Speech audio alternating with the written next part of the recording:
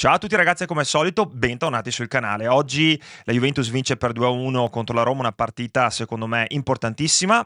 fondamentale, e non solo per quanto riguarda la classifica, dove adesso ci troviamo a un punto proprio di distanza dal quarto posto e appunto dalla Roma, dai giallorossi, ma perché dà continuità alle ultime prestazioni e soprattutto si inizia a vedere la mano di Spalletti, che in sole 6 settimane secondo me sta riportando, anche per quanto riguarda noi tifosi, un po' di positività che forse mancava da un po' di tempo. È chiaro che dobbiamo mantenere sempre i piedi per terra, però oggi sono viste delle cose veramente molto interessanti e comunque vada, alla fine di questa giornata saremo lì al quinto posto. Quindi è stato veramente uno slancio ulteriore da parte della Juventus, che ci porterà al Natale con il sorriso, e di questi tempi non fa mai male. Aggiungo anche che, a mio parere, e ditemi la vostra opinione qua sotto nei commenti, credo che questa sia una delle migliori prestazioni della Juventus degli ultimi anni. Sì, ce ne sono state altre in alcuni momenti in cui, insomma, magari l'Ipsi, eccetera, dal punto di vista dell'adrenalina ci hanno regalato tante emozioni, quella con l'Inter, però dal punto di vista della qualità, ecco, della prestazione, credo che oggi sia vista una Juventus diversa, soprattutto diversa da quella che eravamo abituati a vedere, e con un concetto di possesso del pallone e di gioco molto diverso rispetto a quello che per esempio era stato proposto da Thiago Motta e che poi aveva fallito. Aggiungo anche, non voglio fare una piccola polemica, però diciamo che quando si ascoltano delle telecronache, visto che in Italia ci sono dei cronisti molto bravi, bisognerebbe stare un po' attenti anche a chi si sceglie per squadra, insomma, con la Juventus, perché è chiaro, e io non voglio offendere nessuno chiaramente, però se uno di questi telecronisti magari ha militato nelle file del Milan per quasi 20 anni, è chiaro che a volte si rischia un po' di essere di parte, e anche in situazioni dove, come oggi, la Juventus ha chiaramente meritato la vittoria e strameritato la vittoria, siamo onesti, forse si rischia un po' di essere un po' troppo di parte. Nessuna polemica, lasciatemi un commento qua sotto, non c'è bisogno di fare nomi e non è una cosa, non voglio chiaramente offendere nessuno, però ci sta in alcune situazioni dirlo. Comunque, prima di cominciare a parlare di questa partita, mi raccomando, iscrivetevi al canale, vi ricordo che è completamente gratuito, ma soprattutto lasciate un mi piace e commentate, perché, come vi ripeto sempre, siete voi ad aggiungere valore a questi contenuti. Allora, è chiaro che magari, se vogliamo proprio iniziare da se vogliamo vedere il pelo nell'uovo, secondo me si poteva finire la partita con meno rischio. Purtroppo quella palla persa nella nostra tre quarti da parte di Zegrova dà l'opportunità alla Roma di ritornare in partita in un momento in cui sembrava veramente che ormai la gara si fosse indirizzata in un binario che portava i colori bianconeri. Comunque, partendo dall'inizio, la Juventus ha interpretato questa gara, secondo me, in maniera perfetta. In maniera perfetta. Si sono visti, purtroppo, e capita, e capiterà ancora, ci vorrà tempo, alcuni errori proprio di non tanto di impostazione, ma ancora una volta negli ultimi 30 metri, che come al solito magari non ci danno l'opportunità di finire una gara come questa in tranquillità e soprattutto con un risultato più rotondo, perché oggi onestamente, se la Juventus avesse fatto 3 o 4 gol ci poteva assolutamente stare, ma non parlo solo del palo di Ildiz, parlo anche della tipologia di situazioni in cui la Juventus ha creato azioni molto pericolose. Però ci sono delle cose da dire. Allora, Spalletti ha interpretato questa partita benissimo, perché la Roma comunque fin dall'inizio pressava in maniera asfissiante, uomo contro uomo, la Juventus, cercando anche proprio di non farla uscire soprattutto in fase di rimessa da fondo. La Juventus oggi ha fatto delle cose che non vedevo fare loro da veramente tanto tempo. Abbiamo visto 3-4 uscite nello stretto con tutti i passaggi di prima, che hanno poi creato degli spazi importanti, soprattutto per calciatori come Openda. Allora, abbiamo criticato fino a questo momento gli acquisti fatti durante l'estate, e c'è sempre il punto di domanda, perché quando si hanno attaccanti che però non segnano gol, sì, le prestazioni sono importanti, però alla fine è importante anche arrivare a mettere il proprio nome sul tabellino. Ecco, oggi Openda credo che abbia fatto una partita, pur non perfetta, però ancora una volta di grande generosità. Era già capitato nelle ultime uscite che comunque si aveva quella sensazione che Openda avesse bisogno, magari come di oggi, di segnare anche un gol che arriva chiaramente su un tap-in in cui è impossibile sbagliare, visto che McKennie, Zegrova, McKennie abbiamo fatto il grosso di in quell'azione, però ripeto, forse gli serviva proprio quello di riuscire a arrivare sul tabellino, perché fino a quando Openda è stato in campo ha creato tante situazioni pericolose ed è stato trovato anche molto spesso dai compagni. E allora torniamo a fare un passo indietro. La realtà è che se la squadra finalmente inizia a girare, inizia a giocare bene o meglio, o magari finalmente Spalletti fa delle scelte dove Locatelli non diventa più il fulcro e colui che detta i tempi della manovra, ecco, se la manovra è molto più veloce, noi abbiamo non 3, 4, 5 calciatori là davanti, includendo David che oggi ha iniziato la panchina e Zegrova, che se imbeccati in contropiede, possono fare una differenza non diciamo piccola, perché se pensate che molto spesso il Diz, con Sessao eccetera, si trovano ad avere l'opportunità di andare uomo contro uomo, però con la difesa schierata, invece come oggi ti trovi in situazione di uomo contro uomo, dove se salti l'uomo in realtà può arrivare all'ultimo passaggio perché la difesa non è schierata e sei stato in grado di capovolgere il fronte molto velocemente una volta che ha recuperato il pallone, o sei riuscito a muovere la palla molto più rapidamente, in questo modo di giocare, calciatori come i nostri, che sono molto veloci, molto tecnici, possono fare la differenza. E oggi sinceramente credo che nonostante alcuni limiti e certe cose di cui parliamo un po' sempre anche per quanto riguarda Conceição, con alcuni limiti dovuti proprio a alcune interpretazioni di alcune situazioni, però abbiamo visto che quando Ildiz e Conceição, ma anche Openda sono stati in campo insieme, la Juventus ha messo in gravissima difficoltà la Roma e ha soprattutto mantenuto,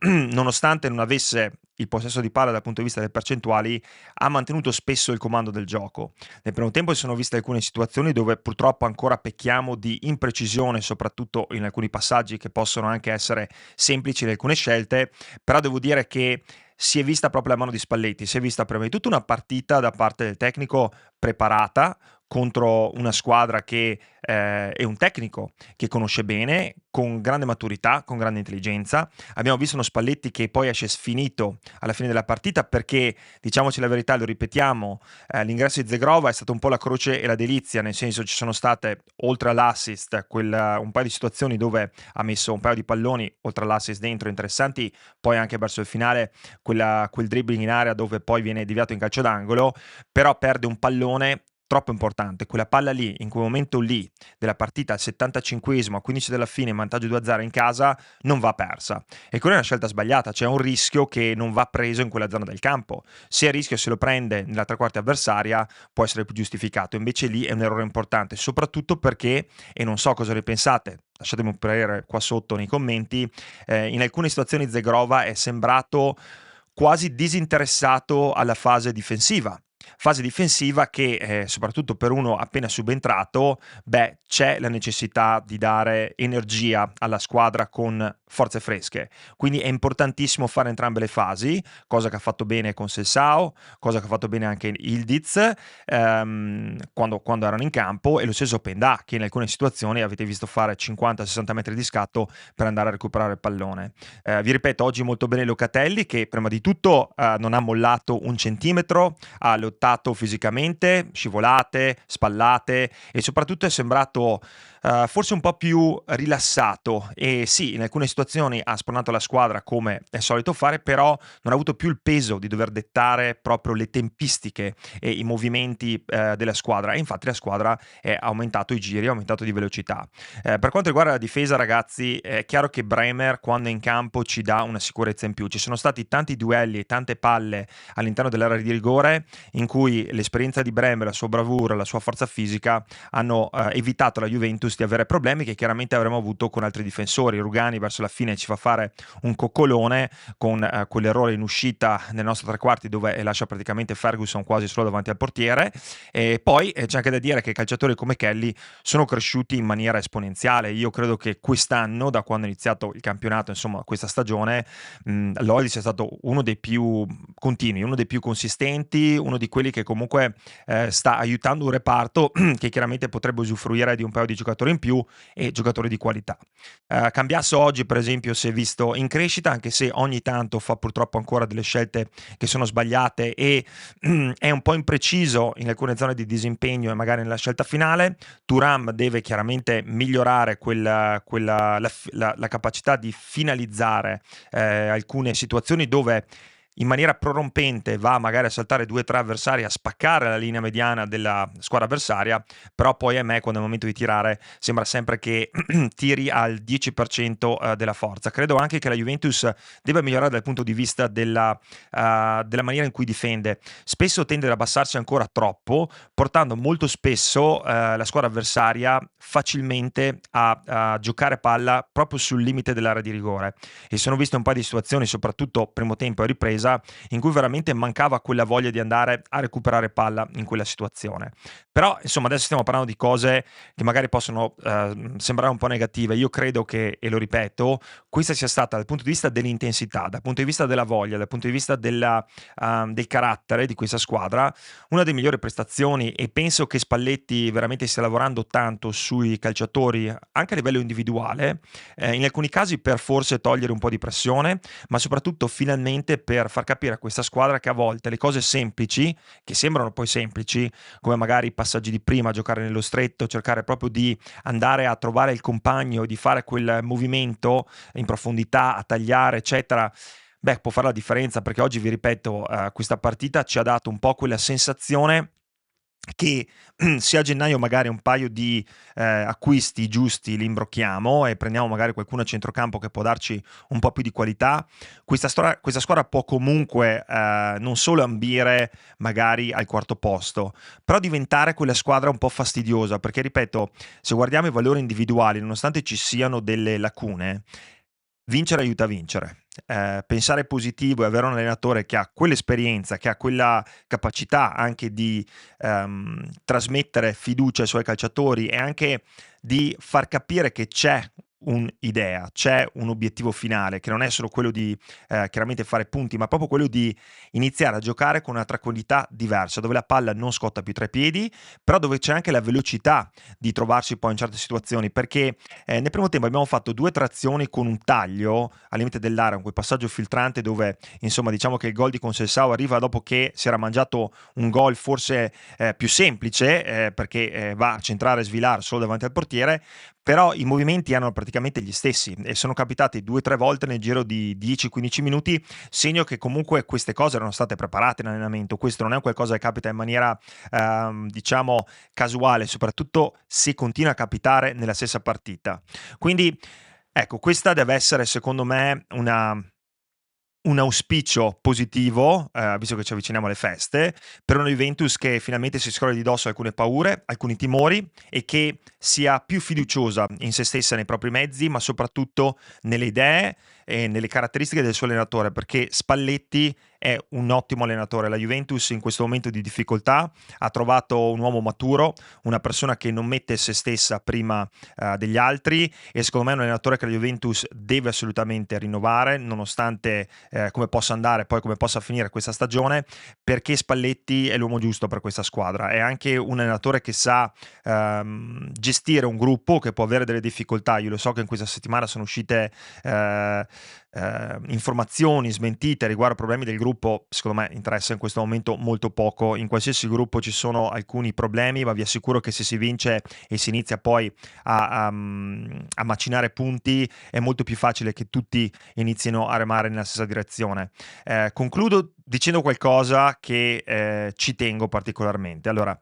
oggi mi sono guardato la partita della Lazio e poi chiaramente ho guardato la nostra Juve. Calciatore come Tati Castellanos per quanto riguarda la Lazio, o lo stesso Mancini della Roma, rovinano un po' questo sport, perché Tati Castellanos ha passato più tempo per terra nella partita tra Lazio e Cremonese che in piedi, continuando a protestare per ogni tipo di neanche tocco o spallata, proprio quando il vento passava dalle sue parti. Stessa cosa Mancini in tante situazioni passa la metà della partita per terra. Io credo che sia arrivato il momento, e so che non capiterà, però sarebbe importantissimo, invece di stare qua a pensare a quanto di più possiamo utilizzare il VAR, che secondo me in alcuni casi è la rovina di questo sport, bisognerebbe pensare a iniziare a tirar fuori più cartellini, a sanzionare questi calciatori che rovinano un po' questo sport, perché il calcio è uno sport fisico ed è uno sport di contatto, e se non si vuole avere contatto, forse è meglio andare a giocare a qualcos'altro, come il tennis, che è uno sport individuale e non di contatto. Però ci tengo a dirlo perché molto spesso queste cose non si dicono, e la settimana scorsa l'avevo detto per quanto riguarda Conceição, che deve imparare a stare in piedi un po' di più, e lo capiamo che è alto 1,60 m, però deve comunque imparare che continuare a simulare, andare a ricercare un qualcosa, rovina questo sport. Quindi non voglio fare polemiche, però ci tengo a sapere la vostra opinione su queste due cose. La prima, se pensate che finalmente la Juventus possa aver, diciamo, girato l'angolo per continuare in questa stagione, magari con ambizioni che fino a qualche settimana fa non sembravano possibili, e soprattutto cosa ne pensate di alcuni telecronisti che insomma sembrano un po' di parte, e anche delle continue simulazioni. Come sempre, forza Juve, ci sentiamo in questi giorni, passate un bellissimo weekend perché finalmente possiamo anche noi tirare un sospiro di sollievo. Un abbraccio, ciao!